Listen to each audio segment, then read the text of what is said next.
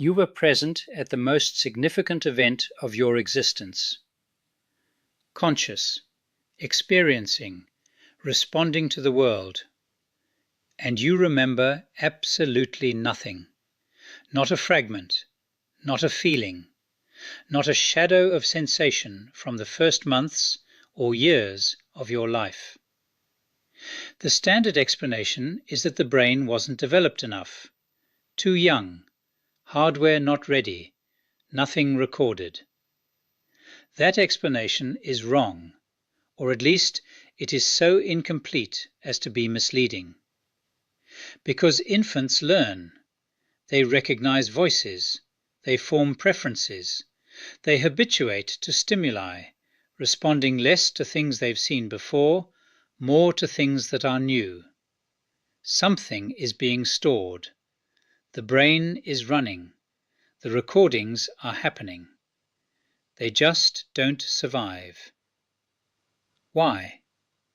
That's the question I want to follow carefully, because the answer involves the structure of memory, the role of language, the emergence of the self, and a problem about personal identity that neither neuroscience nor philosophy has fully resolved. Start with what the infant brain actually is, because the picture most people have, a blank slate, an empty vessel, a system too primitive to process experience, is incorrect.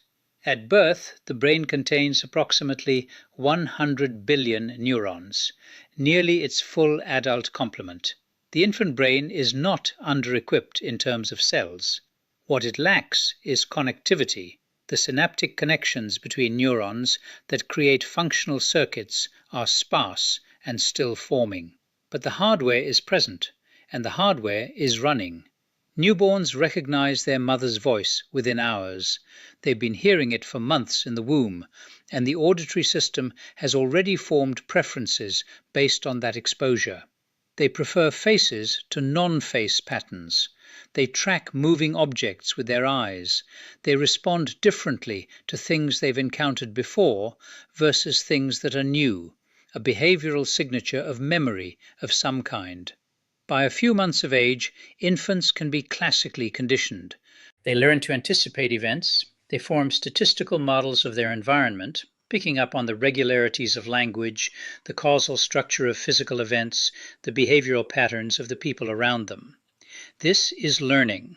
It requires storage. What they have, and what's functioning, is implicit memory, memory that influences behavior without conscious recollection. Conditioned responses, motor patterns, priming effects. Implicit memory doesn't require the hippocampus. It runs on different circuitry, cerebellum, basal ganglia, amygdala, and it's operational from early on. What isn't functional yet, in the adult sense, is explicit memory, the kind you can consciously access, report, and experience as a memory. The hippocampus is the critical structure for this, and the hippocampus is among the last major brain regions to mature. But not mature is not present. And the story of why early memories don't survive into adulthood is more complex and more interesting than simply the hippocampus wasn't ready. Here's the part that surprises people. The hippocampus doesn't just mature. It continues producing new neurons throughout life. This is called adult neurogenesis, and it occurs specifically in a subregion called the dentate gyrus. In most of the brain, the neurons you're born with are the neurons you'll have. The hippocampus is different. It adds new cells. In infancy and early childhood, this neurogenesis runs at extremely high rates. The hippocampus is not just maturing, it is actively growing, producing new neurons at a pace that won't be matched again in adulthood. New neurons don't integrate silently. As they're added and incorporated into existing circuits, they alter the connectivity patterns of the hippocampus. Synaptic connections that encoded earlier experiences get disrupted. The physical substrate of those memories, the specific pattern of connections that represented the experience, gets remodeled. This is the leading hypothesis for infantile amnesia. Not that memories were never formed, but that the intense neurogenesis of early childhood systematically disrupted the hippocampal circuits that stored them. The memories were written to a medium that was simultaneously being rebuilt. Not erased exactly, more precisely, the addressing system was changed. The data exists nowhere retrievable. The experimental evidence is striking. In mice, artificially increasing neurogenesis in adults causes them to forget recently formed memories faster than normal. The same accelerated forgetting mechanism. Suppressing neurogenesis in infant mice allows them to retain memories longer than they normally would. The disruption theory has direct experimental support in animals, and the human evidence, while necessarily indirect, is consistent with it. The implication is almost paradoxical. The very process that builds the hippocampus into a system capable of forming lasting, retrievable memories, the rapid neurogenesis of early development, is simultaneously erasing the memories formed during that period. The developing brain is destroying its own early past in order to construct the capacity for a remembered future. But neurogenesis and hippocampal immaturity don't fully explain infantile amnesia. There's a second mechanism, distinct from hardware, that explains a specific feature of the phenomenon. Why autobiographical memory doesn't just gradually improve from birth, but appears to have a relatively sharp onset around age 2 to 3. The second mechanism is language. Not language as communication, language as the organizational structure that converts episodic experience into autobiographical memory. There's a distinction here that matters. Episodic memory is memory of an event. Something happened, in a place, at a time. Autobiographical memory is something more. This event is part of my life, part of my story, part of who I am. It's episodic memory plus self-reference plus narrative structure. What provides that structure? Language, the ability to narrate experience, to put what happened into words, to sequence events in time, to locate them in a story about a self. The evidence is consistent. Children who are acquiring language show a parallel emergence of autobiographical memory. The memories that survive into adulthood are disproportionately those that were verbalized, narrated with a parent, given words, discussed. Experiences that were had but not put into language are less likely to persist as retrievable autobiographical memories. Cross-cultural studies show the same pattern in a striking way. Cultures that practice elaborative reminiscing, where adults ask children detailed questions about past experiences, encouraging them to narrate what happened, what they saw, what they felt, produce adults with earlier and more detailed earliest memories than cultures where such practices are less common. The social act of narrating the past with a child in real time is strengthening the encoding of that past. Language, provided externally at first, does something to the memory that experience alone does not. Why? Because without language to scaffold it, experience may be stored as episodic fragments, experienced, registered, but without the self-referential narrative structure that makes it retrievable as mine in my story. Memory you can access isn't just stored experience. It's stored experience organized by a self, and a self needs language to construct itself. Which brings us to the third layer, the deepest one. Autobiographical memory requires a self to be its subject. Not just this event occurred, but this event happened to me. The me in that sentence is not a given. It requires something that most people don't notice they're assuming, a continuous identity that persists across time and can locate past events as belonging to its history. When does that self emerge? Around 18 months, children begin to recognize themselves in mirrors. The experiment is simple. Put a mark on a child's face without their knowledge and show them a mirror. Before 18 months, the child reaches towards the mirror. The image is interesting, but not recognized as self. After 18 months, the child reaches towards their own face. They recognize the reflection as themselves. This is called mirror self-recognition, and it's taken as a marker of the emergence of the objective self-concept, the ability to represent oneself as an object in the world, distinct from other objects, with properties that belong to me. Before this capacity develops, the infant experiences continuously, richly, with full sensory and emotional engagement, but without a self as the subject of those experiences. Without a self, there is no subject for autobiographical memory. Events can be experienced. They cannot be stored as my experiences if there's no my yet. The organizational principle that converts episodic fragments into a life story requires a self as its anchor, and that self has a start date. Here's the thing that I find most precise and most uncomfortable about this. You can't remember being born, not because you were too young to form memories.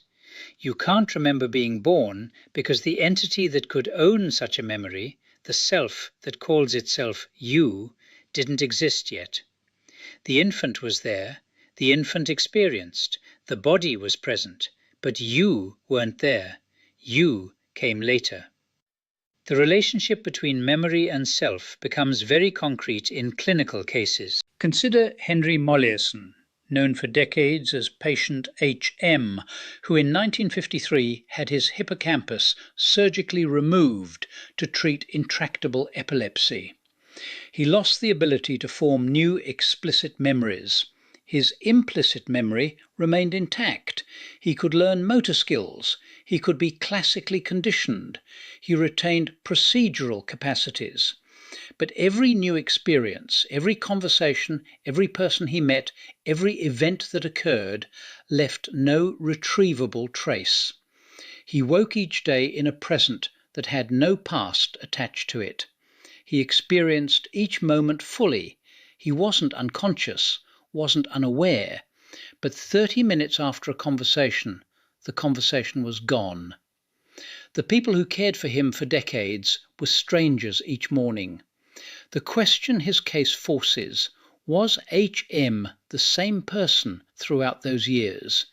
He had continuous subjective experience. Each moment was real to him, present, engaging. But the thread connecting those moments, the narrative self that accumulates experience into a life, was severed. He existed in a perpetual present without a retrievable past. Cases of retrograde amnesia make the same point from the other direction. Patients who lose decades of memories through injury, through disease, frequently describe losing themselves, not losing information, losing the person they were.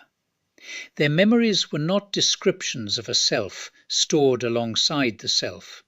They were, in a functional sense, the constituents of the self. Remove them, and the self is not merely impaired, it is changed, in ways patients experience as a change in identity.